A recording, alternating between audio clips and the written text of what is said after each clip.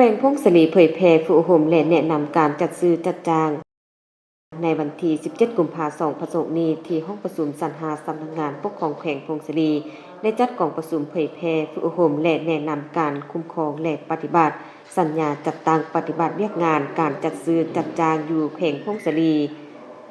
โดยการเป็นประธานและกล่าวเปิดของทานพรไสอ่อนซากรรมการประจำพรรคแขวงของประธานคณะกรรมการปกครองแขวงผู้ชี้นำเวียกงานเศรษฐกิจขั้นแขวงมีท่านสุวรรณธรสุริใจหัวหน้าแผนกการเงินแขวงพงศลีมีท่านวีรพันธ์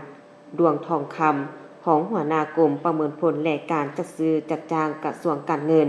มีประธานคณะแผนกพนักงานวิชาการที่เฮ็ดเวียกงานจัดซื้อจัดจ้างจากกระทรวงการเงินและแขวงพงศลีเข้าร่วมกองประชุมครั้งนี้ผู้เข้าร่วมได้รับฟังการเผยแพร่กฎหมายระเบียบการจัดซื้อจัดจ้างและแนะนำการปฏิบัติเวียกงานจัดซื้อจัดจ้างด้วยทุนของรัฐถามตอบและแลกเปลี่ยนประกอบคำเห็นแนะนำขบวนการขั้นตอนการคุ้มครองปฏิบัติสัญญาและการนำใช้แบบฟอร์มบทบันทึกแลกเปลี่ยนประกอบคำเห็นเวียกงานประเมินผลโครงการลงทุนของรัฐและเวียกงานการจัดซื้อจัดจ้างทั้งนี้ก็เพื่อเฮ็ดให้การลงทุนของรัฐและการจัดซื้อจัดจ้างโครงการลงทุนของรัฐขบวนการนำใช้งบประมาณของรัฐมีประสิทธิภาพและประสิทธิผลในการนำใช้งบประมาณของรัฐให้พนักงานประเมินผลและการจัดซื้อจัดจ้างได้มีความรับรู้และเข้าใจที่ถูกต้องไปตามทิศทางเดียวกัน